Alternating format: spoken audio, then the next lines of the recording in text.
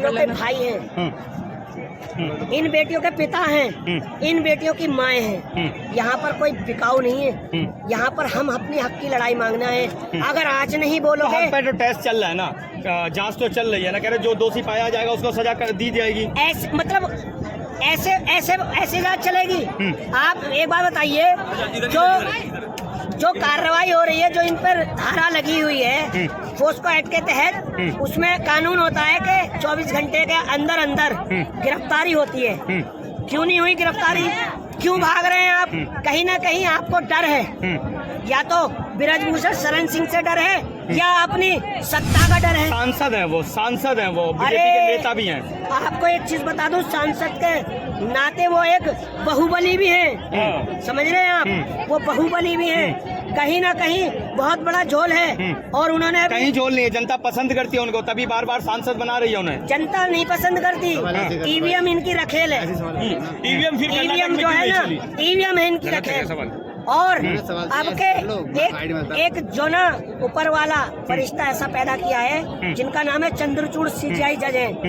अब के मुझे उम्मीद है कि वो इस ईवीएम पे भी बैन लगाने का काम करेंगे। सर मैं एक सवाल पूछना चाहूंगा आपको, अगर वो दोषी हैं और इतने सारे, जैसे मैंने जंतर मंतर पे देखा, एक तरफ उनके जो भी उन्होंने किया है अभी तक, बृजभूषण जितने एक लिस्ट लगा रखी है उनके पहलवानों को मेडल, अगर इतने सारे उन पे आरोप थे तो वो इतने दिनों से सांसद कैसे बनते आ रहे हैं, इतनी बार सांसद कैसे बनते आ रहे हैं? मैंने अभी आपसे कहा कि वो एक बाहुबली भी है। हाँ। अगर मैं एक दबंग हूँ तो आप मेरे सामने बोलने से डरेंगे।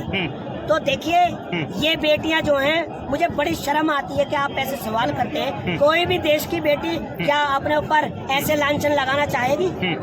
यार, उन्हें कमी, किसी चीज की कमी है? फिर तो बृजभूषणी तो कहते हैं कि मैं शिलाजीत की रोटी खाता हूँ, हम थोड़ी कह रहे हैं। मुझे बड़ी शर्म आती है उन पर कि वो एक गलती करते हैं और फिर ऐसे अब टिप्पणी करते हैं, आपत्तिजनक बयान करते हैं। बड़ी शर्म की बात है। ऐसे इंसान को एक सांसद का पद क्या, मेंबरी के पद पे भी नहीं रहना। चलिए, बहुत बहुत धन्यवाद। बृजभूषण तो कहते हैं सर कि मैं बेगुनाह हूँ और मेरा टेस्ट करवा लीजिए, और जो गुनाहगार हो उसको अरेस्ट कर दीजिए। आप एक बात बताइए, आप पत्रकार हैं, अगर चोर चोरी करता है तो वो कहता है कि मैं चोर हूँ। अगर आप बेगुनाह थे तो इतना लंबा प्रोटेस्ट चला, तो आपको डर लग रहा था क्या बेटियों के सामने आने में? नहीं, वो तो कहते हैं मैं तो शुरू से ये चीज कह रहा हूँ, वो मेरी बेटियों के बराबर है।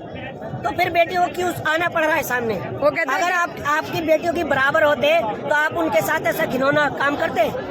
बताइए, जो इंसान लाइव पर कह सकता है, आप एक महिला हैं, मेरी बहन है, मुझे नहीं कहना चाहिए मगर कैमरे पे कहना पड़ रहा है कि मैंने लड़की को ऐसे पकड़ा, ऐसे जकड़ा। सुनिए, अगर आप कुश्ती संघ के अध्यक्ष थे, अगर कोई बेटी को या महिला को चेक करेगी तो एक महिला कोच ही तो चेक करेगा, या आप चेक करोगे कि लड़का है लड़की है? जांग पर हाथ मारना। इसका सारा निचोड़ यही है, भारत का गद्दार कौन? देश लूटकर भागने वाला या भारत की शान बढ़ाने वाला? ये टुकड़ा ठाकुर। ये कैंडल मार्च निकाल रहे हैं, कई बार हो चुका है ये रोड शो कैंडल मार्च का, तो इससे क्या प्रभाव पड़ रहा है यहाँ देश में? देखिए, 2013 में निर्भया कांड हुआ था, ये उसी के सारे बेटी के ही सारे सत्ता में बैठे थे, और आज इनकी सत्ता में कितनी निर्भया हो गई। वो तो चलिए एक हुआ था, हाथरस कांड, उन्नाव कांड, कश्मीर कांड, कितने मैं आपको लिस्ट दिखा दूं।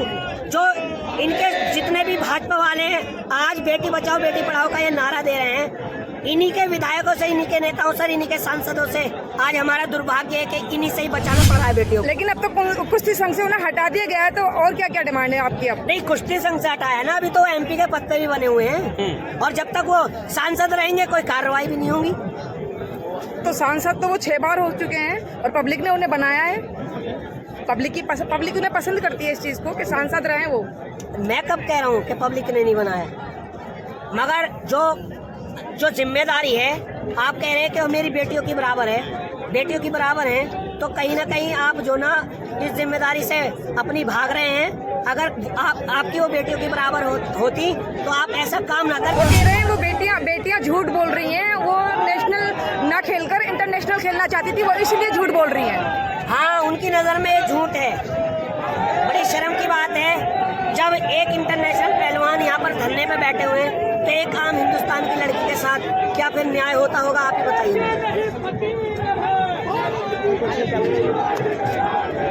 ब्रजभूषण भी मान गया नार्को टेस्ट के लिए। देखिए, ये जो उन्होंने फैसला लिया है, कहीं ना कहीं इसमें भी झोल है बहुत बड़ा। क्या झोल है? झोल है। क्या झोल है? हमें जिस पार्टी से है ये, जिस भाजपा पार्टी से हमें बिल्कुल भरोसा नहीं है, क्योंकि जब अपनी सत्ता के लिए वो इतना झूठ बोल सकते हैं तो बिल्कुल होना चाहिए नार्को टेस्ट, मगर मीडिया के बीच में हो, न्यायपालिका के बीच में हो।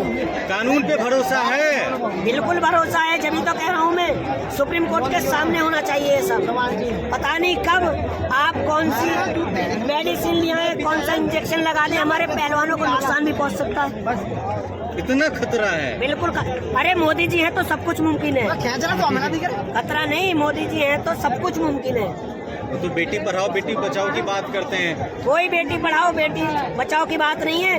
बेटी तब पढ़ेगी जब आप बीजेपी को हटाओगे, बेटी तब बचेगी जब आप बीजेपी को हटाओगे। ये खाली इनका एक जुमला, एक लाइन रह गई है जो सिर्फ इन्हीं पर इस्तेमाल हो रही है कि हमारा दुर्भाग्य है कि आज इनके ही नेताओं से बेटियों को बचाना पड़ रहा है। आज इंडिया गेट आएंगे, आगे कहाँ क्या है? अरे सर, अगर पूरे भारत में भी घूमना पड़ा ना, पूरे भारत में भी, वहाँ भी जाएंगे। यहाँ हम राजनीति करने नहीं आए, आपके कैमरे पर वायरल होना है हम, क्योंकि मेरे घर में भी बेटी है। आज यहाँ आकर कुछ फर्क पड़ेगा? क्यों नहीं पड़ेगा? बहुत फर्क पड़ेगा। बिल्कुल पड़ेगा। आप हिंदुस्तान की बात कर रही है, पूरे इंटरनेशनल पे फर्क पड़ रहा है इसका। मगर जो हमारी 1 महीना हो गया तो फिर इस चीज का एक्शन क्यों नहीं लिया गया अभी तक? देखिए, मैं बताता हूँ, आप जैसे पत्रकार, आप जैसे जब तक पत्रकार है, जब तक लोकतंत्र जिंदा है, जब तक इंसान है, वो जो गोदी मीडिया, जो नेशनल मीडिया थोड़ा बहुत चल रहा था, तो ये इन्होंने गेम खेला 2000 के नोट का, ताकि इन बेटियों के उस मुद्दे से ध्यान भटका के इस पर पब्लिक का ध्यान कर दिया जाए।